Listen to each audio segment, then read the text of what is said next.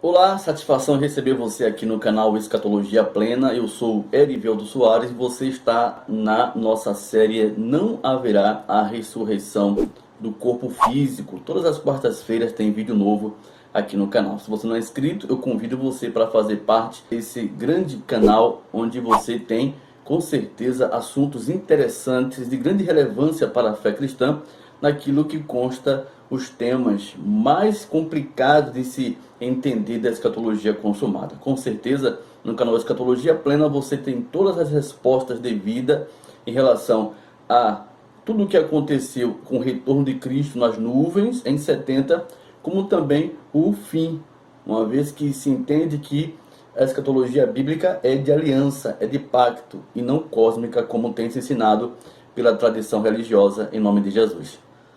Muito bem, nessa oportunidade eu quero tratar com vocês acerca de um questionamento feito em um desses sites, né, de um parcial preterista, ele que se acha muito erudito, né, e que sempre trata das questões da escatologia consumada de forma rasteira, que diz o seguinte: como trilhões de pessoas ressuscitadas caberão no planeta Terra no dia da ressurreição? Esse questionamento, ele diz que é de uma pessoa que fez essa certa pergunta, né? Essa necessária pergunta em busca de uma resposta, tendo de vista uma ressurreição do corpo físico, como eles sustentam, né? Então ele começa a esculachar a pessoa, né, tratando ela como menino espiritual, como um bebê necessitada de leite, aquelas coisas como a gente sempre vê, né? Quando uma vez que as pessoas são questionadas no campo da teologia, no campo das ideias, de forma branda, de forma pacífica, esse tipo de pessoa, ele corresponde assim, né? Tenta inibir a questão da pessoa que coloca-se pelo simples fato de não ter uma resposta concreta e satisfatória dentro daquilo que se espera a pessoa, né? Como, na verdade, trilhões de pessoas, desde Abel até o século XXI, poderiam estar diante do trono branco, sendo julgada um por um, se é a ressurreição do corpo físico que se defende, né? Então ele começa a citar aqui Hebreus capítulo 5, né? E ele diz assim: olha, uma pergunta como essa aparentava-se ser uma pessoa de altíssima erudição bíblica, né? Olha só, altíssima erudição bíblica. Confesso que fiquei empolgado de ver como ele falava de maneira bem profunda a respeito das escrituras. Aí começa a xingar a pessoa, a humilhar a pessoa, né? Supostamente erudita, que ele diz, porque não vejo nada de erudição nesse tipo de pergunta, né? Como 1 trilhão de pessoas ressuscitadas caberão no planeta Terra no dia da ressurreição? Uma pergunta comum, não tem nada de erudição nesse tipo de pergunta, né? É básica, óbvia, de quem defende ter que responder de forma concisa. Aí ele começa aqui a xingar, citando Hebreus 5, né? Aí diz: acredito que o cidadão em questão se encaixa perfeitamente nos versículos acima. Hebreus 6, do versículo 1 ao 3, né? Hebreus 5, do 11 ao 14, né? É bebê, se alimenta de leite. Aí começa a tratar da questão bem de forma rasa, né? Absurda, totalmente sem fundamento, e não responde nada. Não responde em tempo nenhum a questão que foi levantada, que ele mesmo levantou para tratar de forma totalmente pejorativa os pontos que são abordados dentro do preterismo completo. Até que ele chega a essa questão, fala do preterismo completo como a heresia de Emineu e Fileto, né? Compara o preterismo completo com a mesma doutrina de Emineu e Fileto. Emineu e Fileto pregava que a ressurreição já tinha acontecido antes de 70, né? O erudito, o Emineu e Fileto, eles estavam completamente errados e não se encaixa ao preterismo completo, porque eles ensinavam antes da vinda de Cristo que a ressurreição já tinha acontecido, e nós, preteristas completos, ensinamos que a ressurreição acontece com o retorno de Cristo nas nuvens que se deu em 70, totalmente diferente, né? Então isso aqui é mais uma forma de atingir, né, com argumento ad hominem, né,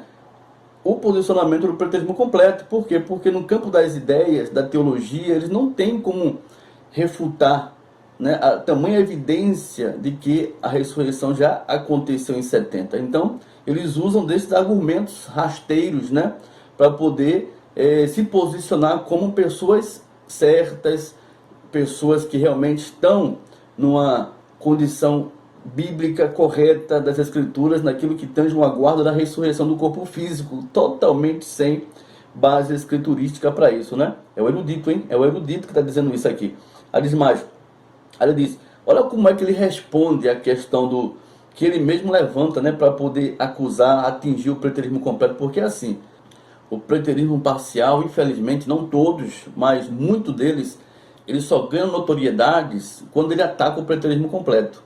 Eles não conseguem por si só tratar das questões da escatologia bíblica sem atacar o preterismo completo. Então é assim que eles ganham, eles tentam ganhar evidência, tentam ganhar notoriedade no campo teológico e sempre cai na mesma frustração, porque os pensamentos deles todos voltados ao futurismo, ao aguardo de Cristo no corpo físico, nas nuvens do céu, uma ressurreição do corpo físico do homem no dia final, suposto dia final da ressurreição dos mortos, né, do fim escatológico, porque ele acha que é o fim do mundo cosmos, né? Então, são essas coisas, né, infelizmente, que tem acontecido. Aí ele diz aqui, olha só como é que ele responde essa questão da ressurreição. Olha a resposta do erudito, hein? Do erudito, ele diz, quem quiser saber como será o futuro, deve olhar para a ressurreição de Cristo. O relato da ressurreição de Cristo não é uma simples narrativa, mas elas contêm detalhes impressionantes sobre a natureza do corpo ressurreto e o que Cristo é capaz de fazer com esse corpo. A ressurreição do nosso Senhor Jesus Cristo não foi simplesmente reanimação de cadáver, como muitos pensam. Também o corpo do Senhor não desapareceu ou se dissolveu em gases, como argumentam alguns incrédulos da religião. Muito pelo contrário, pois o mesmo corpo do Senhor, ele coloca em letras garrafais o mesmo, né? Corpo do Senhor que esteve na cruz, o qual derramou todo o sangue, foi o mesmo corpo que repousou 3 dias na sepultura. Seu espírito voltou ao seu corpo físico e o Senhor ressuscitou. Seu corpo continuou sendo de carne e ossos. Aí ele cita aqui Lucas 24, verso 39 ao 40, um texto bastante importante nesse momento que eu vou falar, porque, mais uma vez, eles se contradizem nessa questão da ressurreição do corpo físico. Nas próprias palavras que ele utiliza, na própria Bíblia, eles não entendem o quanto estão sendo contraditórios nessa questão. Aí aponta Lucas capítulo 24, verso 39 ao 40.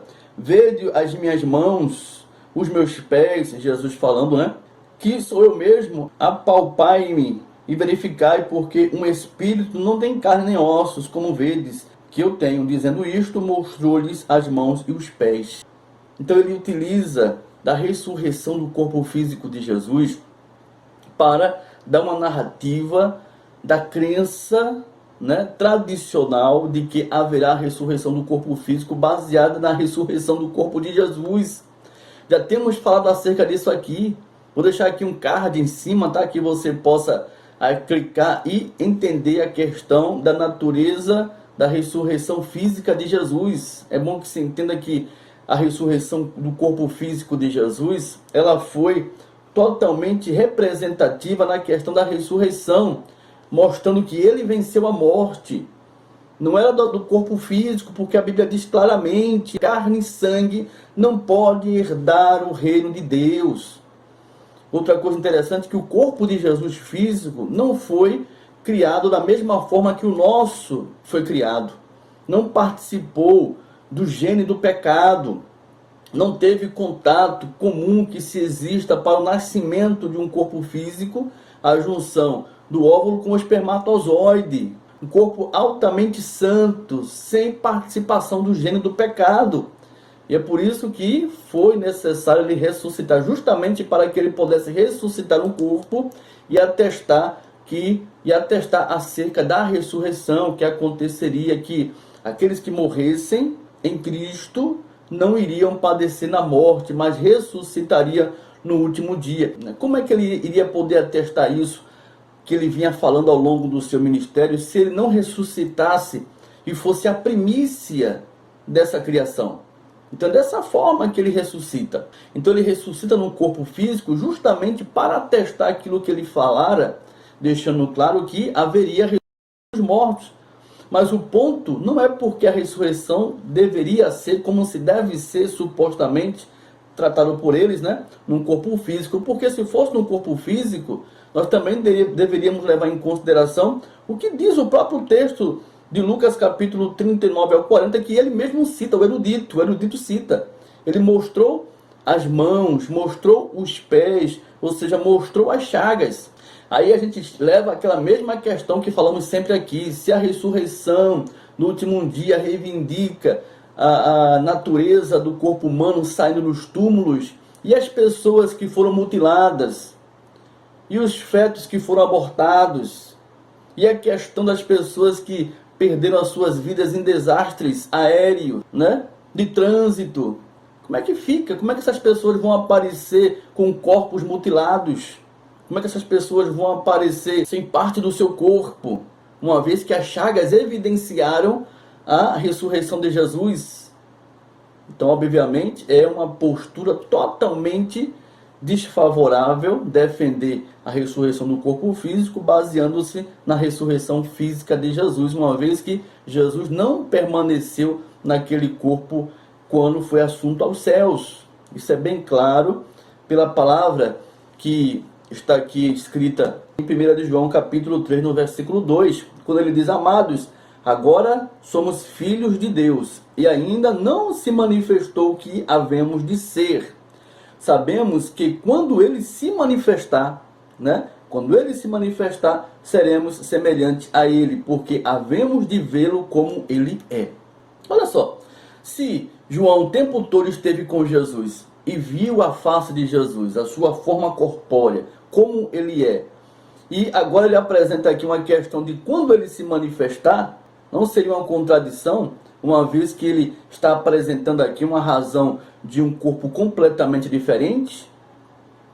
Se fosse a ressurreição do corpo físico, o apóstolo João não deveria falar tais palavras, a tal ponto de dizer: ainda não se manifestou o que havemos de ser. Sabemos que quando ele se manifestar, era algo futuro, porque apontava para o seu retorno de glória, que acontece em 70, quando ele vem nas nuvens. Então, quando ele se manifestar, ele se manifestaria justamente nessa forma de glória, né, num corpo totalmente diferenciado, né, num corpo espiritual, não físico. Aí diz: seremos semelhantes a ele, porque havemos de vê-lo como ele é. Então, obviamente, isso aqui não tem nada a ver com o corpo físico. Se o fosse com o corpo físico, a questão da ressurreição de Jesus, obviamente, no retorno de glória, os irmãos não haveriam necessidade de vê-lo como ele é, porque eles já tinham conhecido a Cristo antes dele ir à cruz. E sabia como ele era. Não haveria necessidade de vê-lo como ele é. Ele é totalmente hoje diferente daquilo que ele foi antes, porque a sua forma gloriosa se tornou evidente uma vez que ele foi assunto aos céus e sentou no seu trono de glória e venceu todos os principados e potestades, inclusive a própria morte. Então, essa é a questão. A ressurreição de Cristo Jesus evidencia que ele venceu a morte, e não que viesse os mortos voltar à sua natureza biológica no dia da ressurreição, porque se assim fora, também tem que ser reivindicado as chagas e a forma de que cada um padeceu na morte, né? Assim como Jesus morreu crucificado e apresentou as suas chagas. Então, é a erudição, né, mais ridícula, que é que tenta de toda forma inviabilizar essa questão de que realmente a ressurreição ela é escatologicamente de aliança, uma vez que o Senhor manifestou uma nova aliança, manifestou uma nova forma pela qual o homem se aproxima a Deus, e ele é habilitado com um corpo de glória, onde não mais passa pela morte. Morte essa que era comum todos aqueles que partissem dessa vida viverem, né? Que era o mundo dos mortos, o Hades, até o dia do juízo. E assim, quando Jesus venceu a morte, Jesus habilitou a todos aqueles que estão em Cristo ter uma vida eterna, porém não nesse corpo de carne, mas em um corpo glorificado e um corpo transformado em nome do Senhor Jesus. Está aí mais um assunto. Vamos abordar mais assuntos referentes a esse para você ver o quanto é contraditório a erudição desses tais que tentam de toda forma e jeito, né, buscar argumentos, né, para inviabilizar os pontos de alta relevância que os preteristas completos sempre têm mostrado em relação à ressurreição do último dia. Tá certo? Muito obrigado pela tua participação em mais esse vídeo. Se você gostou, deixa-nos um comentário acerca disso, tá certo? É muito importante para nós avaliar como você está recebendo essas informações. Ao mais, não deixe de curtida e se inscrever aqui no canal ou fazer parte do grupo de membros. Será muito bom te receber em nome de Jesus, tá certo? Um abraço e até a próxima oportunidade. Graça e paz.